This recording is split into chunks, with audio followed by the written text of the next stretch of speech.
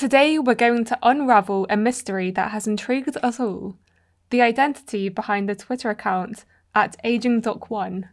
A Twitter account that shares different media, whether it's publications or news articles, or even sometimes my videos, around the field of aging research, with a secondary mission of advancing public awareness of the value of neuroscience and healthspan promoting research and its translation. I hope you enjoyed this fun episode. Hey, fellow Sheekey scientists. Hi, David, or Aging Doc 1, I should say. Welcome. Yes, I'm imagining with your prowess with your illustrations, like you're taking illustrations, like taking a mask off me. It's like, aha, and then having some kind of a face there. Yes, you've finally been revealed. Great to be here. I'm a huge fan of your work. I think you do your incredible credit to the responsible science communication, and it's also just a lot of fun. So I think it's getting a lot of people interested in both geroscience specifically and also more broadly the biological sciences and research and health sciences. So kudos to you. It's your, like, there's a generation that will remember the Sheekey Science Show, and hopefully multiple generations if you're so interested in continuing.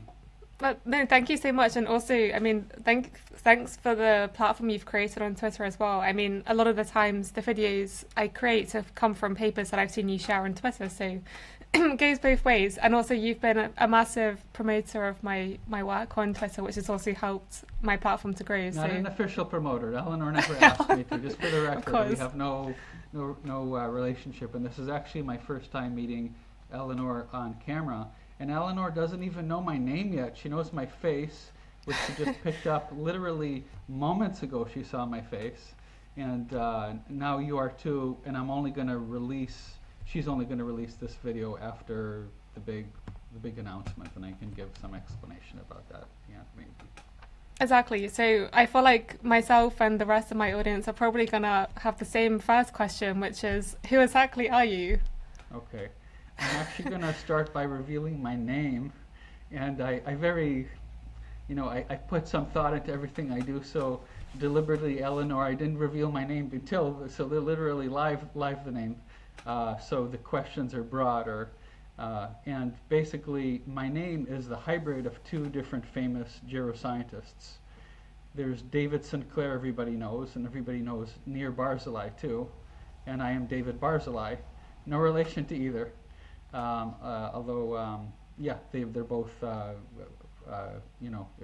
honored that they're both, at least as at the time of this filming followers of my station. But so I'm David Barzilai. That's the short version. But who is David Barzilai? Should I elaborate? Of course, yes. Okay. So basically, I first got interested in science from a very young age. I love, like, math and science were my favorite subjects. I totally geeked out of them. I would just spend hours on the stacks of the library, and I would enjoy, like, studying nature outside and things like that.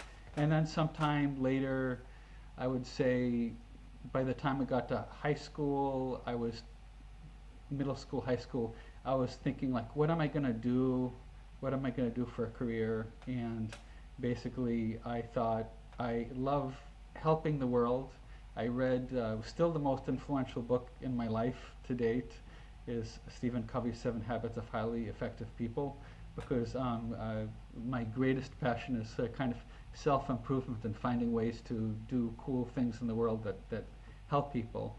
And the science and biological sciences are my other passion. I thought, hey, maybe as a doctor I could do both.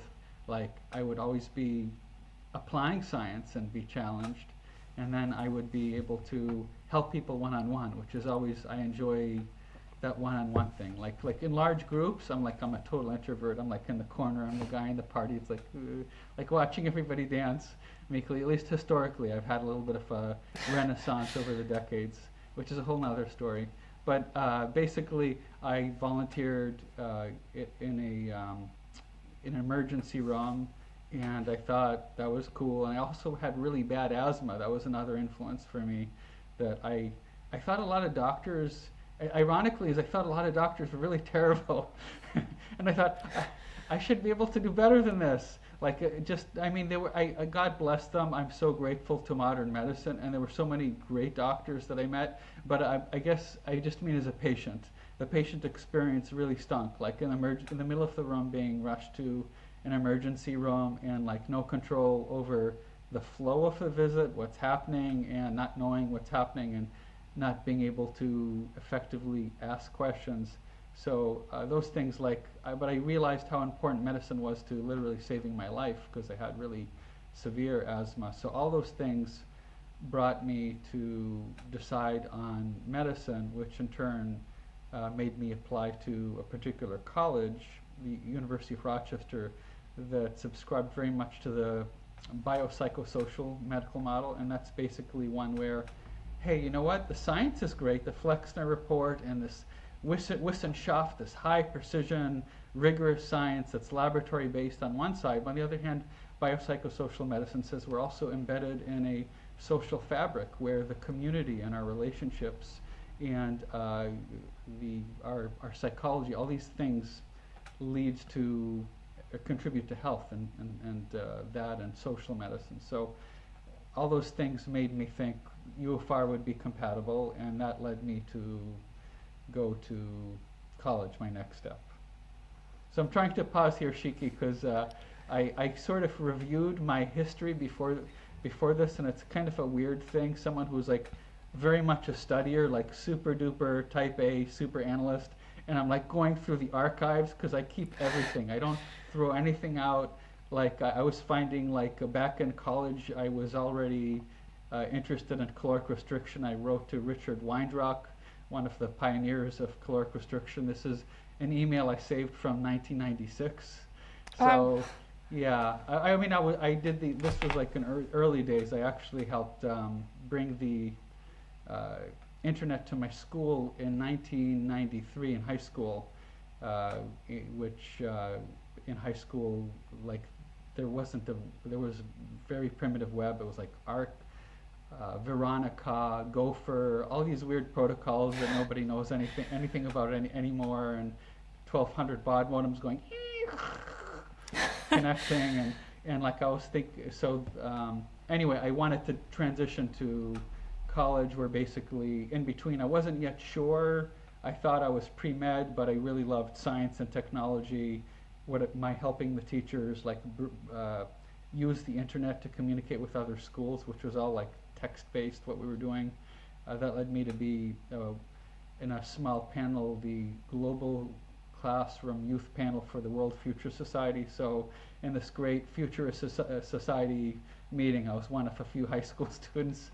Almost met Al Gore there. He had to cancel last minute, but it was a surprise because people like him don't announce; they'll just kind of show up or not.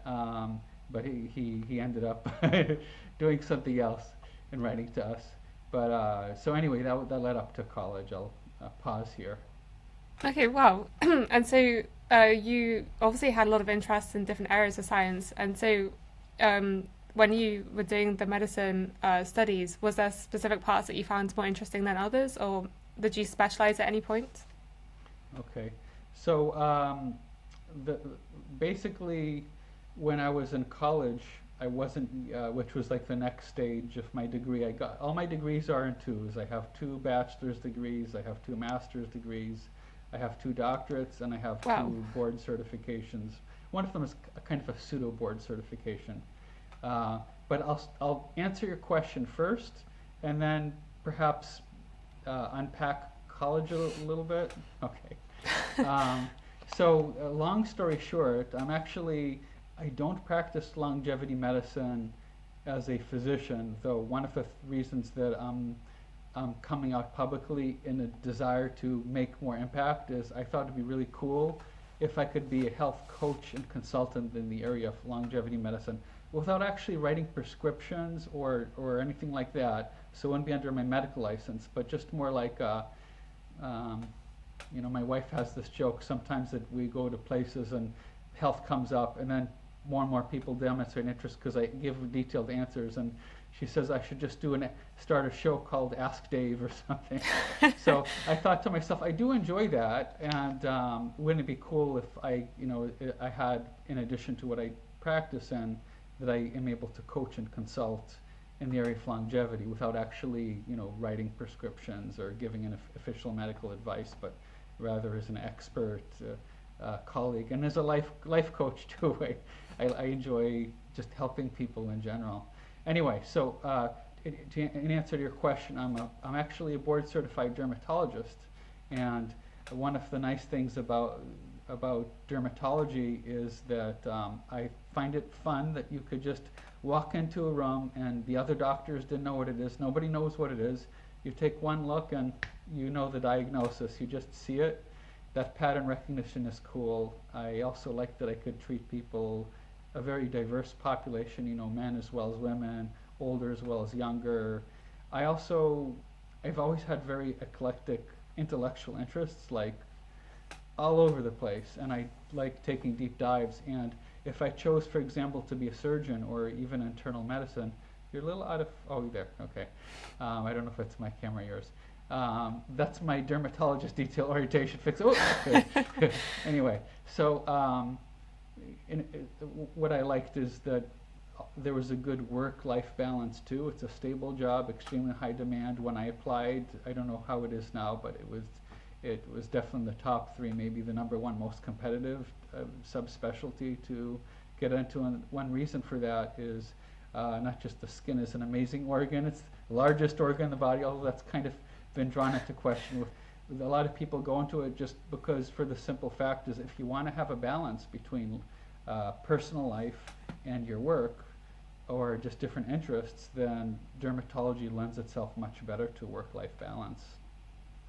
And I work part-time as a dermatologist for complex reasons, but part of it is part of it is like my family.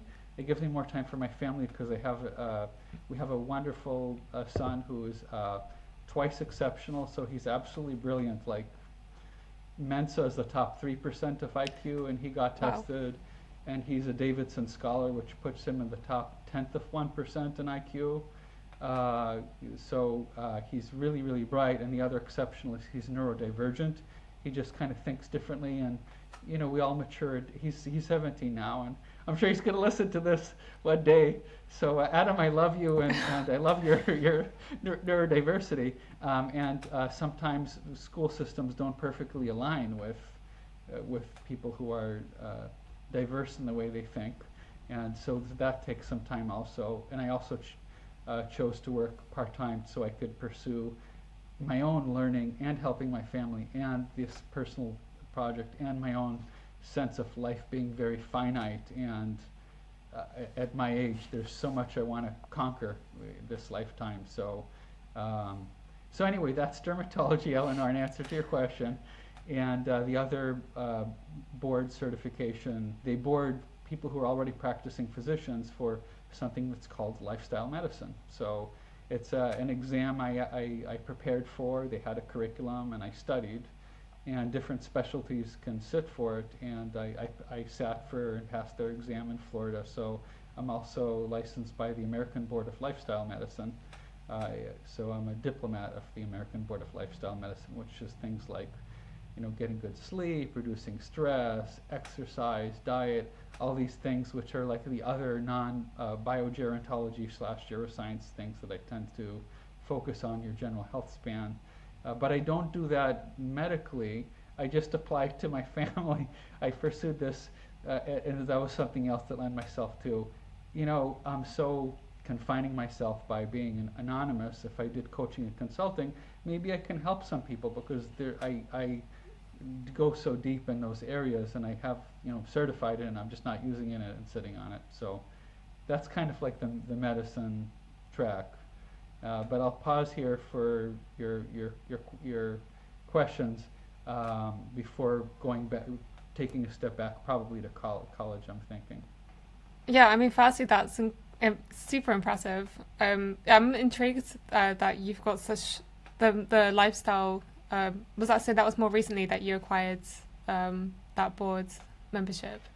Yes, more recent things I've gone, which I can cover more later, are an MBA. Very proud that as someone who was not for, like I studied the on my own. I read the Certified Financial Planning, their official textbook for one of their exams, and I read almost every section of their textbook except for a few areas like estate planning or certain business entities. So I love reading textbooks anyway. So I'm kind of a serial degree getter, even if I don't plan on using the degree directly, just if I find it cool and fun and potentially applicable. Like I was the Wow. first physician in my family, unless you count a distant family relative, like my grandfather's cousin was one of the two awardees of the Nobel Prize in Physiology and Medicine in 1922, Odo Meyerhoff, but he's really remote.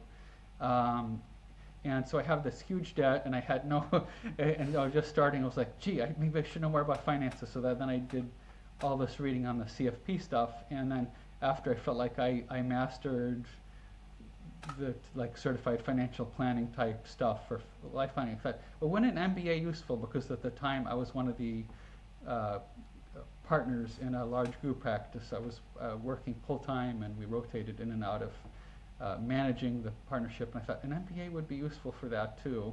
So I built on some of the skills like learning time value of money, projections, to a much more globally like running a business. And I did that from UMass Amherst. They had a hybrid program. So that's just an example. So that's another example of a more recent degree after my medical degree. Another is an MS in psychology. The MBA, I was proud though I got both their award societies, whatever their names are, and a 4.0 GPA, excuse me. I get a 4.0 GPA, but apparently I can't get the acronym for grade point average right. So yeah, I've always loved to learn, Eleanor, and that's what led to a lot of these adventures, including the college, which I can take us to when. Oh, great. I mean, I definitely share that passion for learning, always trying to read as much as I can. And I'm actually somewhat jealous of the fact you've had the chance to do all these different degrees. So, have we covered all of them? Oh We need to well, know. well, I think that the bachelor's degrees are actually relevant. I thought it would be fun, like for the bachelor. So I said I get everything in twos.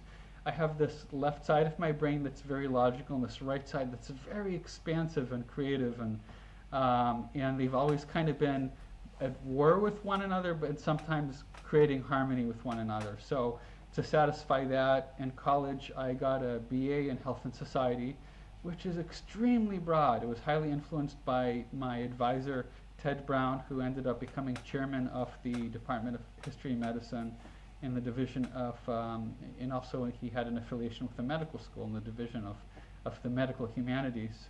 And health and society is like everything. It's like public health. It's like medical sociology, ethics in medicine, and it's anthropology of medicine.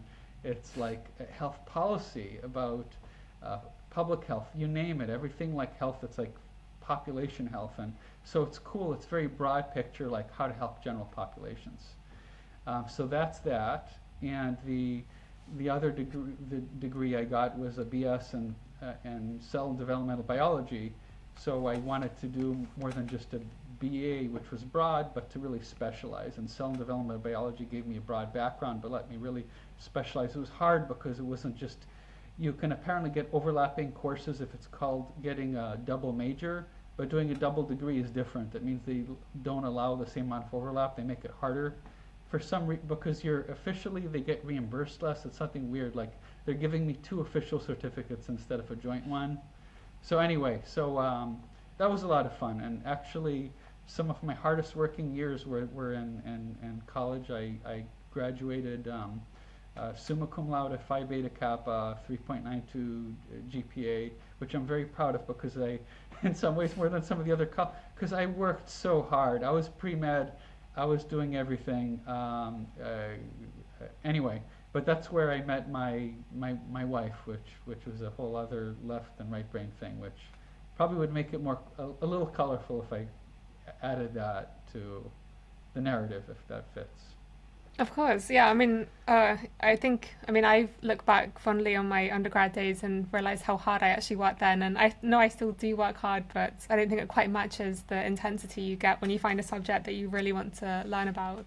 It was crazy. It's double. It's like I'm a perfectionist. I'm like detail oriented, and then on top of it, I was sort of obsessed with getting into medical school. It's funny, like there's someone famous on Twitter has more followers than me. He has no idea that he was my TA in 1993.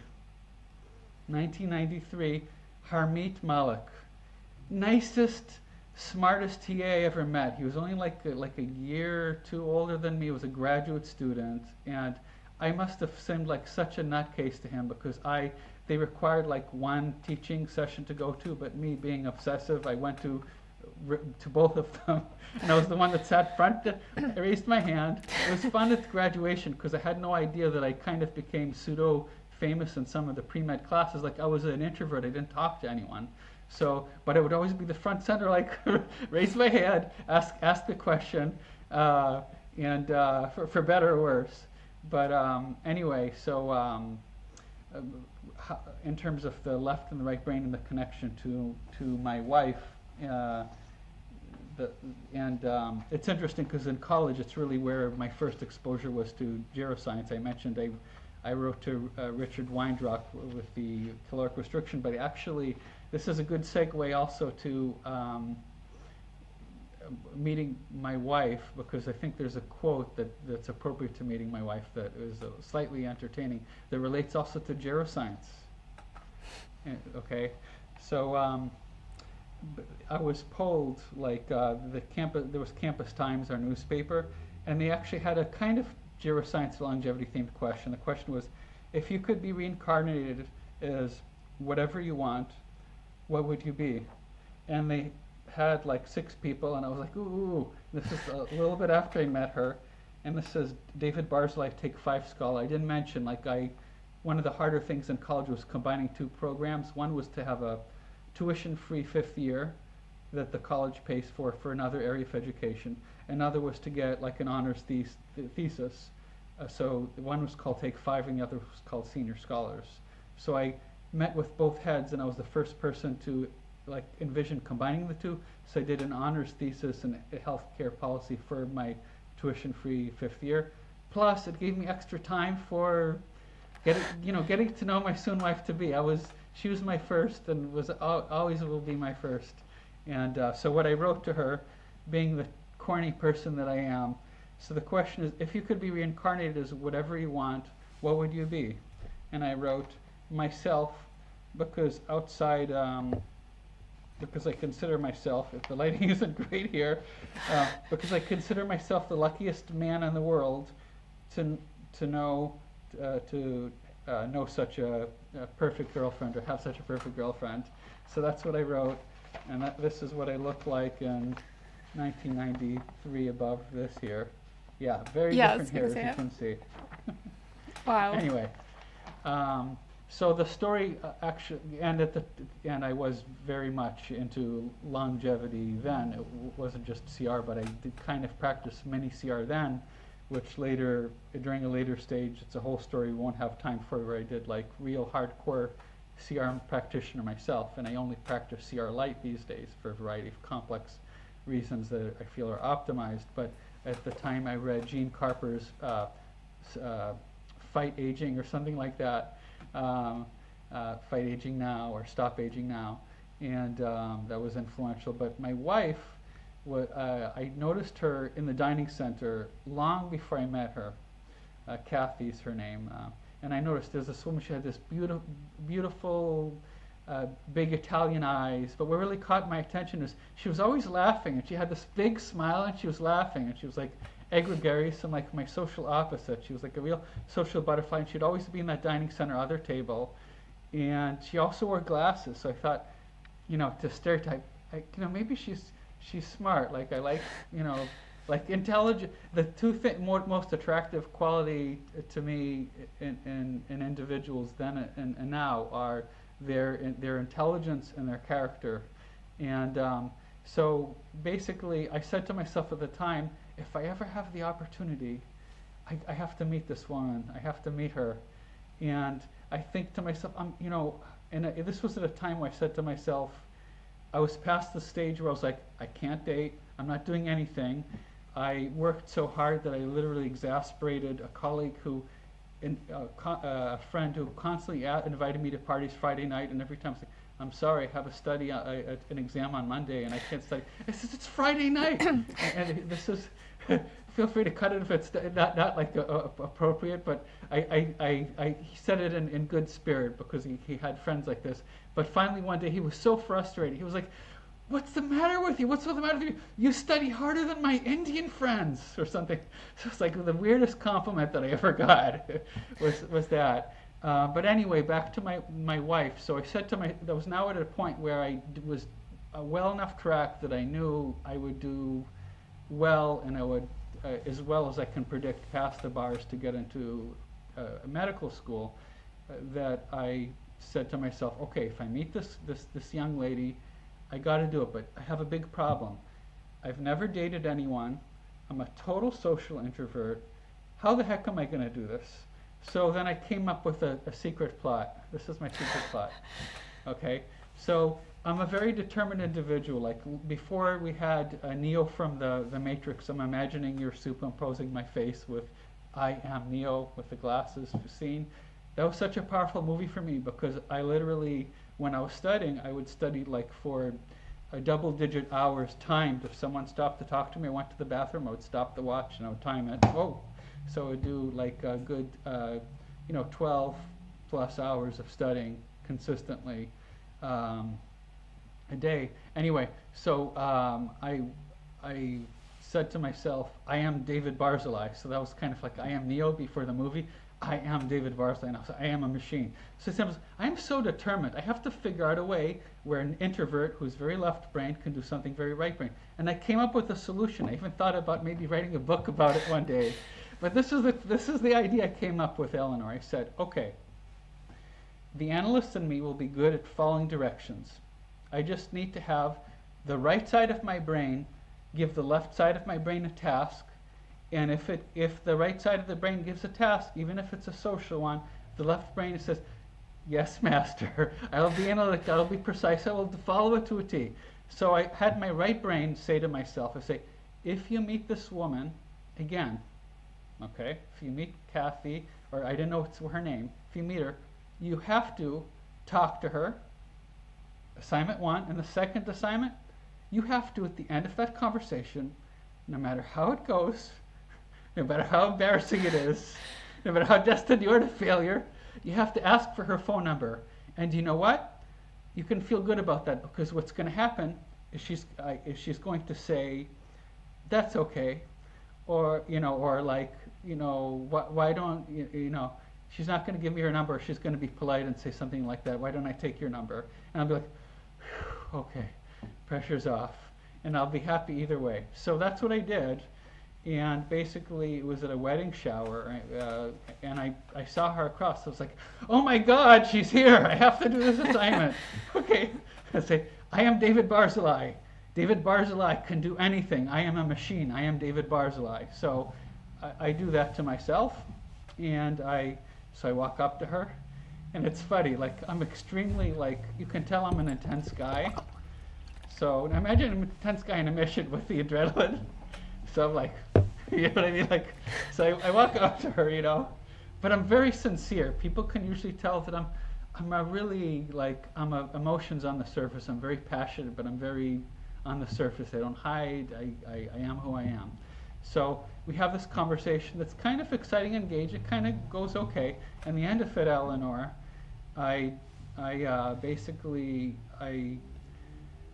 it's that moment, and I ask her for her phone number, and as expected, she didn't give her phone number, and she was like, I said, why don't I take your number? And she did it such a nice, graceful way.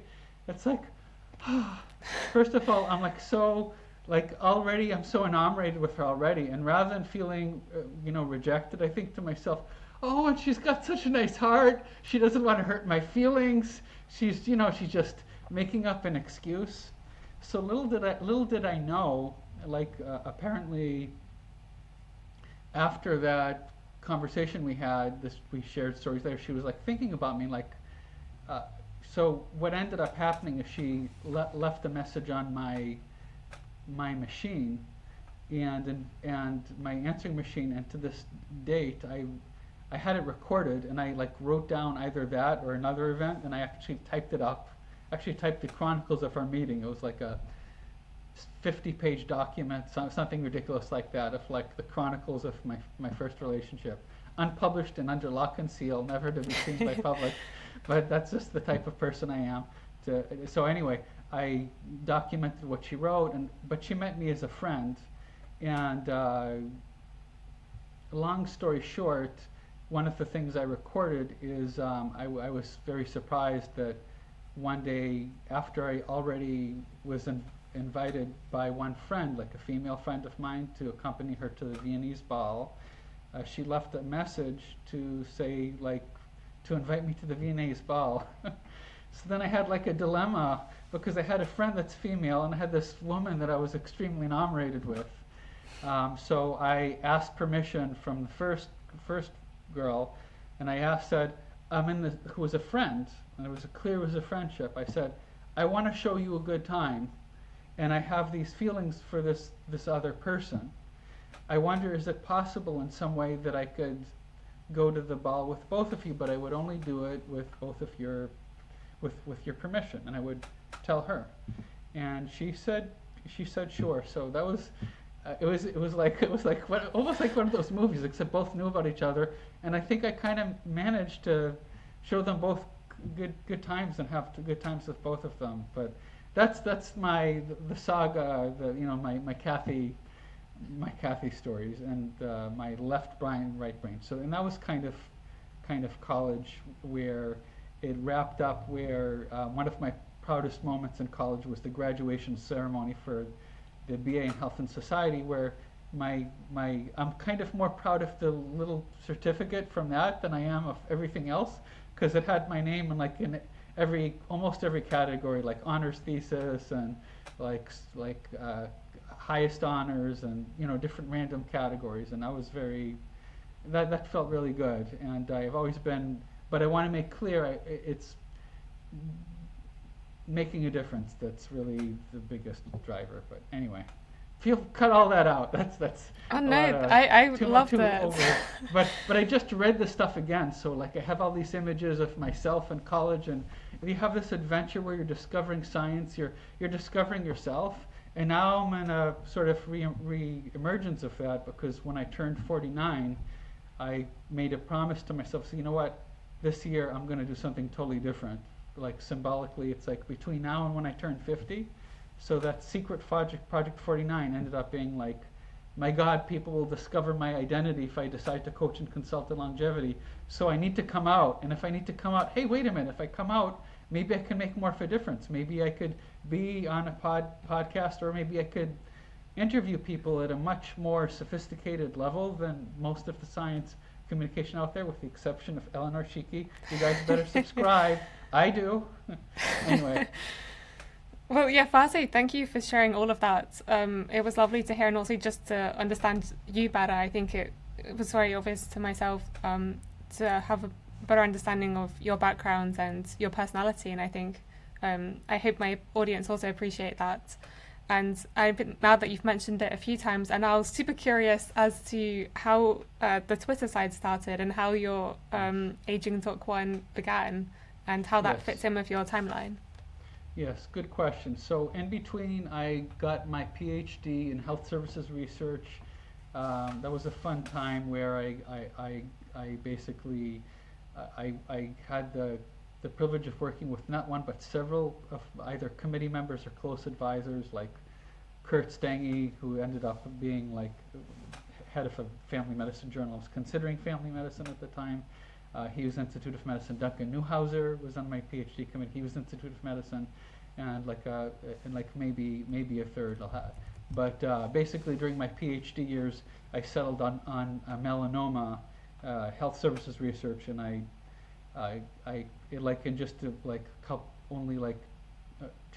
only a few years, I got like maybe up to around a dozen peer-reviewed publications. So I was working like very hard then, collaborating with different people. But one of the cool things about that is I got to, as while I was still just a medical school student in my MD PhD, I started an evidence-based medicine site. I taught evidence-based medicine to dermatologists and was kind of their faculty as a medical student for the dermatology for those sessions where I wrote the curriculum and delivered it. So that was really cool. So that's all in the backdrop of, I mentioned already, the lifestyle medicine. I'm giving the evidence-based medicine background as context within the context of the PhD, which was, we were the first class to do the dual degree program, and I got to meet the Surgeon General at the time and had fun there. Anyway, I got to, then I thought it would be cool if in Twitter I could apply some of what I have from my PhD and interest in lifestyle medicine. And I can also apply some of the geroscience, where I've been personally obsessed with my personal longevity and health span my whole life. Like I have very elaborate optimization routines, which I don't discuss. I discuss really minimally, but because a lot of it is pre-cutting edge. It's not quite evidence-based medicine. It's more evidence-guided medicine, best bet medicine, and always evolving. So I thought, hey, wouldn't it be cool? I have this extremely elaborate universe where I can dig so deep, Eleanor, in the literature, some broader view, not having a lab that I need to supervise people and students and grants and all these things, and I can devote 100% of that part-time effort to just learning geroscience, just learning. It's just such a depth of knowledge that it just seems silly that I just keep it for myself and my family. So I thought, well, low-lying fruit is I'm doing these deep literature searches for myself anyway, as someone very interested in the space.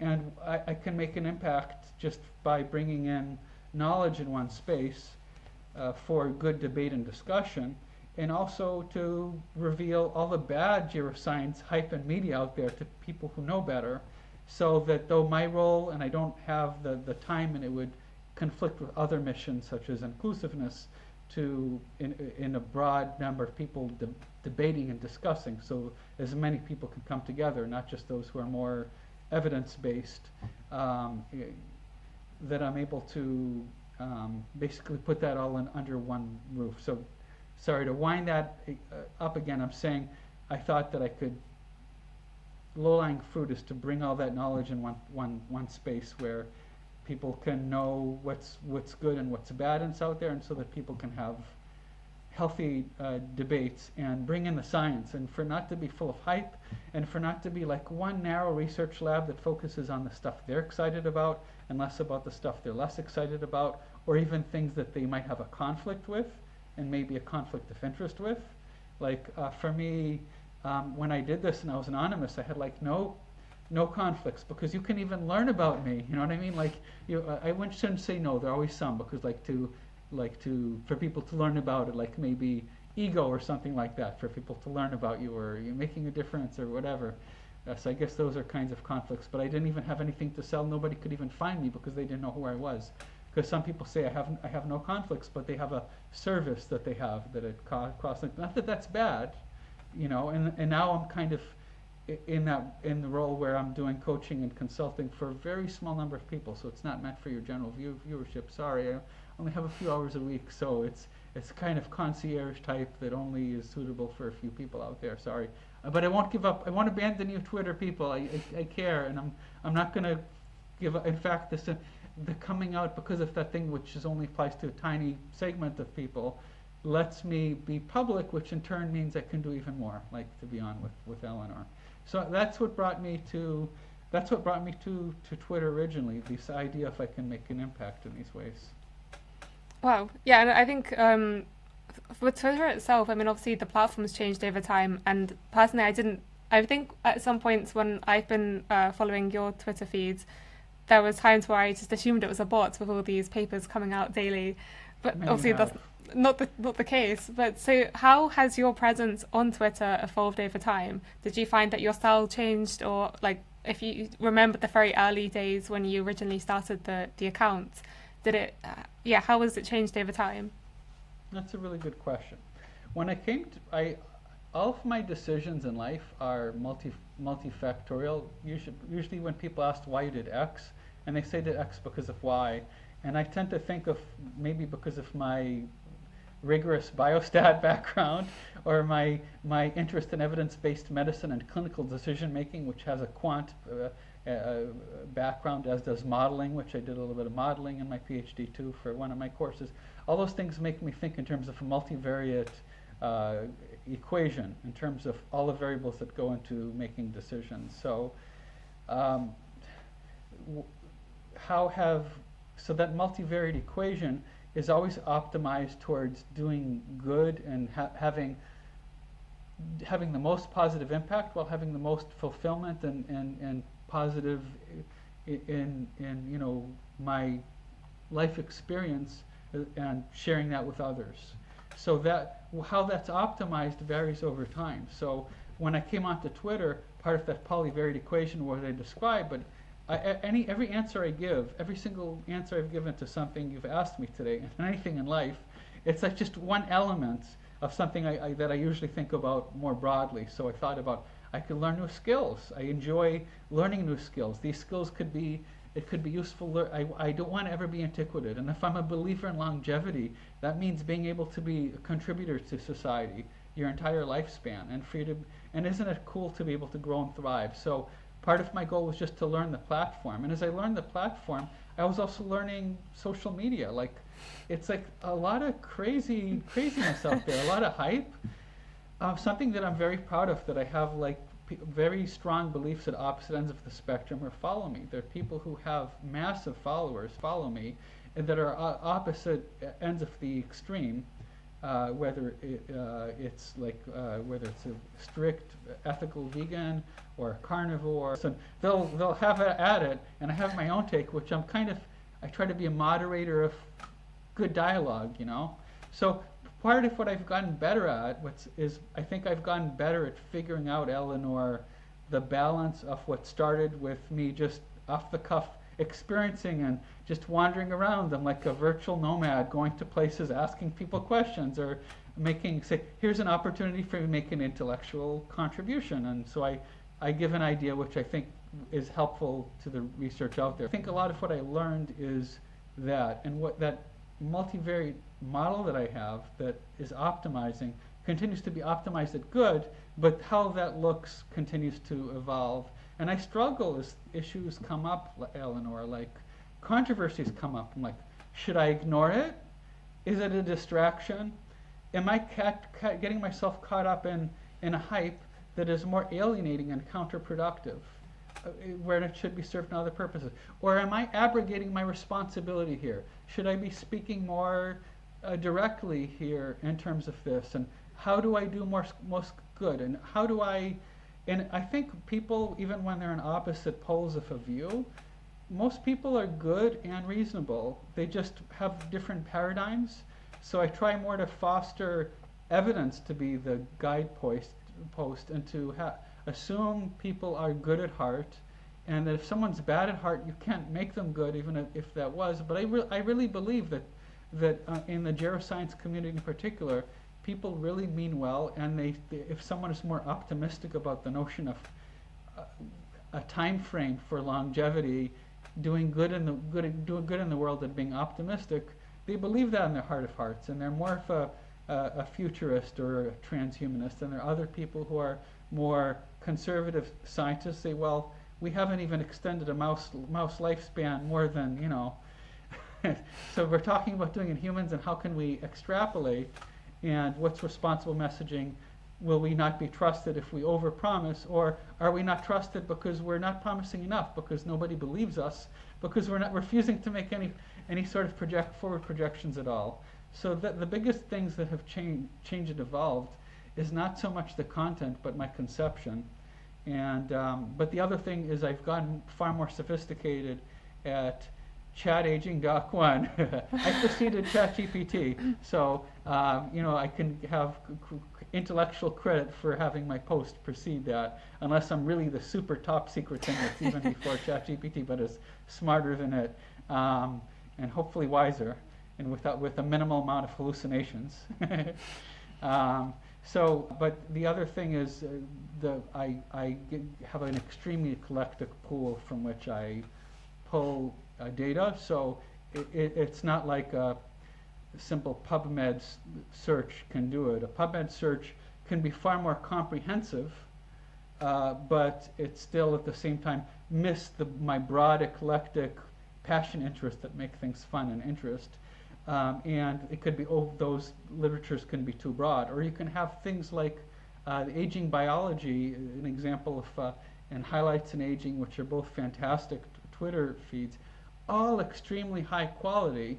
But if you subscribe only to those and not to me, I think there are important things that are also missed in terms of whether it's, even amongst the universe of high quality things, lest of all the much larger widespread, it's like, this is crappy research, you should probably know it, so because this is what people are talking about, tell the followers about it, tell the media about it, bust the hype, or have a good discussion, because maybe you disagree, but maybe they're right, or vice versa, and maybe the truth is somewhere in between, and there needs to be a good discussion about it. So I'm proud of being a unifier with, that through all this time I have succeeded in not alienating, even within the geroscience community. For the most part, there are kind of pseudo exceptions, but that people continue to quote content and use it as a leverage point for them to be discussing their point. Even if they're making opposite points, they're citing the literature that I helped them identify. Exactly. And you made me think of several follow-up questions, and now I'm thinking which one's best to ask. Well, Shoot firstly, away. I think what makes your Twitter stand out from just like us bots is you also share videos, and occasionally I see that if you've shared one of my videos, it's not just the like standard YouTube link, it's like got a screenshot or somewhere in the video suggesting that you do actually watch it, which is my second point was when it comes to the articles you share on Twitter, how much have you read, or are these things that you share and you've maybe read the abstract, or like how in detail do you get the chance to actually read if you do the math and you add up the seconds and you take an average reading rate, it would be impossible to do there are different formats of read. There's skim, study, and scan.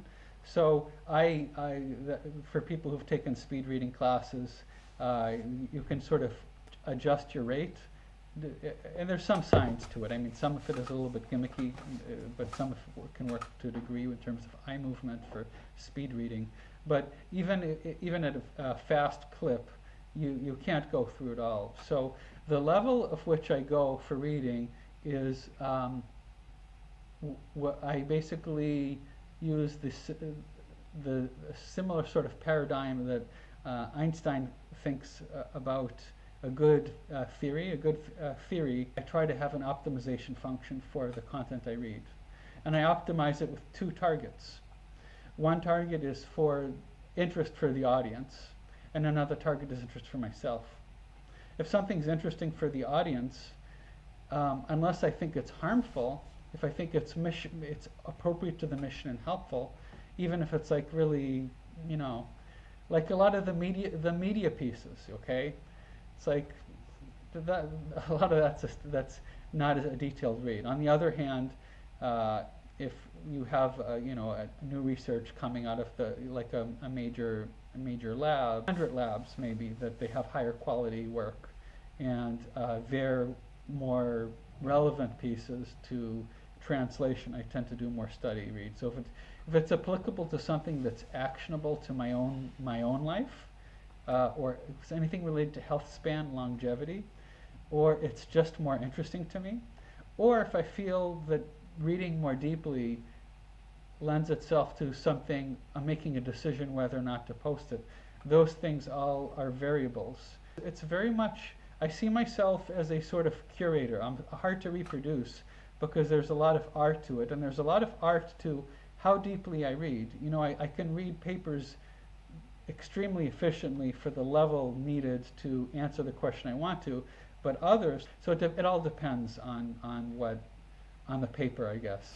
So I can't give you an algorithm, because ChatGPT just can't be replicated. You would have to literally capture my lifetime by that bot and every aspect of it, every variable, the molecules in my brain, and then you could kind of use that as a model to create one. But yeah, that's the method to my madness.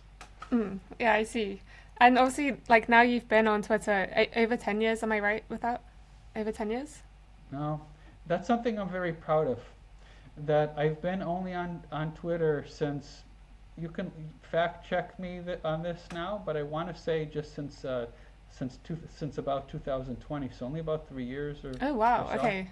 Wow. And what I find amazing is when I went onto Twitter, I remember when I had my first follower, I was really excited. And then when I got to 10, I was like, wow, there are 10 people, because the first people that followed me tended to be people who had a lot of followers. It's like at the time, to a degree now, but at the time it's like the only people that followed me, with a few exceptions here or there, are people who were really, really people I respected a lot and really knew their stuff. They had labs, they were very sophisticated, they were thought leaders and things like that. So I was very proud that I started with 0 followers, none on Twitter. And most people come to Twitter who develop a following, and certainly following over some period of time that's relatively quickly.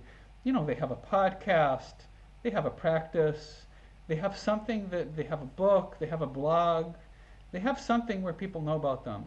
This is a complete stranger, doesn't show his face, and all that stranger does is, one, produce something that might be useful, like publish something interesting that just that's interesting out there and just picked it, or two, from time to time makes a comment that's like, oh, this person who posted, they're not an idiot, or like, oh, well, that's interesting, huh? Oh, maybe I should follow this person. So just by virtue of that, and the other thing I'm proud of is that for my followers, which is more than 10K now in just a few years, and you'll have to look up the number, but the followers I have, without resorting to any big gimmicks or any big hype. So you asked about pictures and things like that. That was one of your questions. So I have learned along the way. There's such thing like A/B testing, where you try things one way, you try things another way, and you see what garners more followers. And for me, being a natural optimizer, I sort of can't help myself. It's like, oh, well, this reaches more people. But it's not just optimization for optimization's sakes. It's part of my core values. But all those variables, Eleanor, make me want to optimize. But I figure if I have the desire to make an impact, then the more people I reach, the more impact I can make. So now I'm slowing myself down, Eleanor, to answer your question. So if I find that something seems to raise more awareness in a responsible way, that's the key variable, in a responsible way. Responsible. If I could do that in a responsible way, that I could pursue that. So I noticed people like pictures and things like that. I was like, why not? But like I could be. I mean, can I rule out? Will I ever be one of those people that's like one of those things like,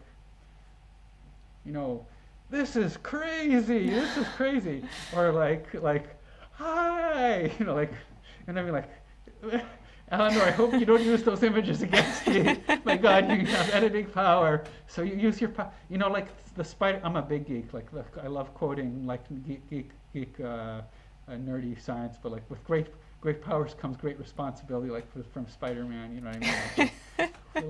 Like it's so true. Like you have a lot of responsibility to wield in your communication, but you wield it very responsibly. And that's my point. I try to do so responsibly too. One of the things that really is upsetting to me on Twitter, and maybe a little bit of Twitter burnout might be a little bit of this too. I'm doing some good here, but there's so much hype out there. And so although I try to be cognizant of reaching an audience like I should be, as being responsible to the audience, as being able to reach people who might benefit. I try to do so not in this crazy, hypeful way. And in fact, that was one of the reasons I created my channel, Eleanor. It was like the, the degree to which I saw social media, and I didn't follow it too much, and I thought if I get a channel, maybe I could follow geroscientists and I could pick up these little comments that don't make their way to the publications, because I want to dig deeper, because at the time I was doing detailed reads, method sections and everything, to the deepest geroscience in the areas I read, like reading cover to, my PhD gave me a very strong, so I consider myself a geroscientist in the sense that my knowledge base is sufficient in my being a part of this space. That's different than having a lab, and anybody that has a lab in an area will run circles around me in terms of the specific methods for, okay, like let's say NAD biology, or like, okay, I'll construct this experiment this way, that. But in terms of being able to be a geroscientist in the sense of being a thought leader and having novel ideas to inject to it, I like to have an opportunity to create a space where people can talk about the science and not get caught up in hype and a lot of terrible conflicts of interest, but really can have healthy debates without it being mudslinging or being selective, the evidence presented, but to have a real meeting of minds with a positive pro-science approach, which is you could be wrong, I could be wrong, we both could be wrong, we both could be right, and probably somewhere in between those, and let's learn from each other in a positive spirit, and let's believe we're both good human beings, and let's, in a collegial way, maybe sometimes in a little bit feisty way, and certainly in a mentally critical way, say, hey, wait, this, that, but let's be amicable and be respectful and colleagues and bring science forward and find and line things so we can ultimately reach more patients and make more of a positive impact in the world.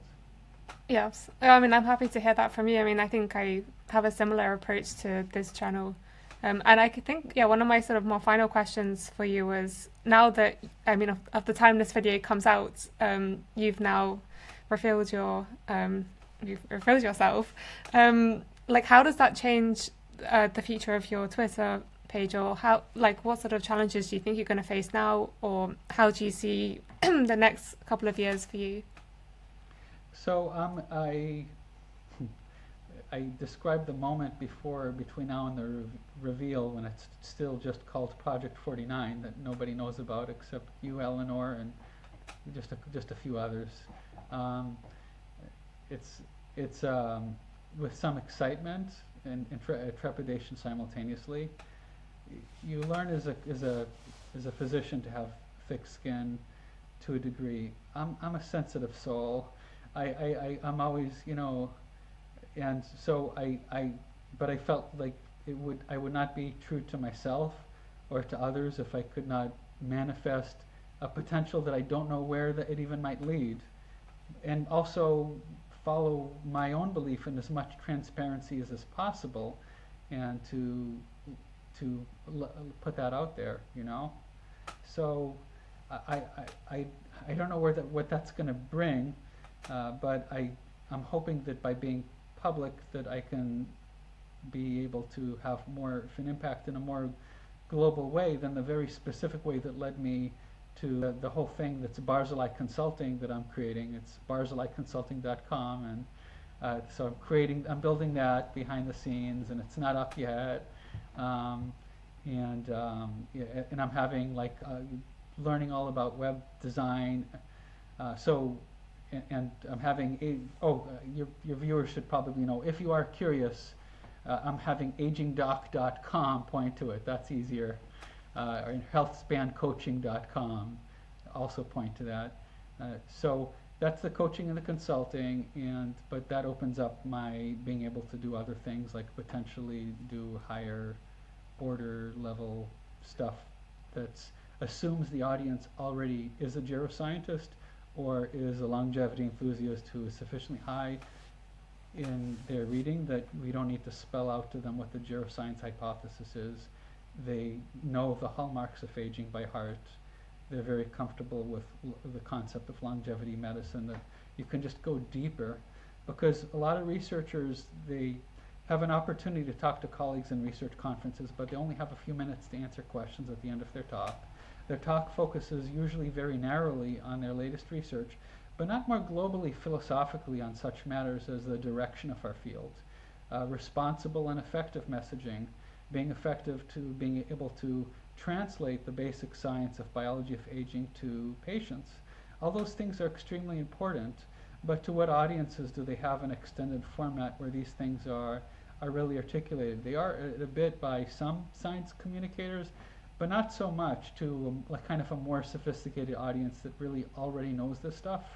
And yet it's much more depth in a more broad, big picture, conceptual questions for the field than can be done in a typical conference. So that's kind of some of my thoughts about some areas where I can uniquely contribute to the field, and ultimately that's what it's all about. I want to be able to accelerate this really cool biology, which I'm fascinated by its own sake. I think that we should heavily fund the basic sciences and not take away from the basic sciences, but only add to it, not remove it and give more to translational, but keep the basic science, expand its basic underpinnings so we understand the biology of aging better, and then have an additional expansion to help bring it to patients, because that's where the pedal meets the road, right? It's what we really care about is having people live longer lives that are healthier, for people to have, whether or not you're transhumanist or like a futurist type orientation, like myself, I'm kind of see myself as a futurist that has both feet planted very firmly on the ground of evidence-based medicine, like a moderate in that regard. But I'm very hopeful about what humanity can accomplish, so I figure over my lifespan, if I can do some things now, either on my own or as part of a larger enterprise. I mean, you asked what the future brings. I have no clue. So whether I do things as this kind of alone thinker or as part of another enterprise, or perhaps both. Like right now I'm still working part-time and I'm managing this, but I'm very passionate. And as you can see from all the degrees and things I've done, I've always been just a high moonshot type of person, and the excitement for me is discovering what those next moonshots will be. Yeah. Well, I think you definitely have had an impact in the space already and will continue to do so. If not, if anything, you've helped my own channel grow, and I appreciate that so much. So I can only wish you the best of luck with what comes your way next. And I hope we continue to keep in touch. And if there's anything else you want to say, then do so. But it's just been great to speak with you today and to hear your background and your motivation for what you do. Well, thank you, Eleanor. I appreciate being on what is like, it's really unique what you put out there. I really, like, a lot of people come on to shows, Eleanor, and they're like, oh, I'm your biggest fan, blah, blah, blah. And you're like, you don't know if they really mean it. But what's cool is I didn't know you, and I was like putting out your stuff because I was so excited about it. And for those, this is being recorded today on October 13, 2023. Again, like Eleanor's one of the tiny number of people who knows who I actually am and what I actually look like, that kind of near Barzilai, David Sinclair, hybrid David Barzilai dude. That I was extremely enthusiastic about your content from the beginning, and I think you're making an extraordinary difference. And the nice thing about being, I'm in a season in my life and career that I can work part-time, and I have out of choice. At some point I was a partner in a practice, so now how things work out, they don't matter for me I don't need for it to work for me for my personal success from a career standpoint, is what I'm trying to say. This is more like a passion project. So whatever comes out of it is good, and the more the merrier. And people who have ideas, feel free to reach out to me. And thanks again for having me, Eleanor. It will be one of my lifetime memories being on the show with you. Oh, great. I'm really glad to hear it.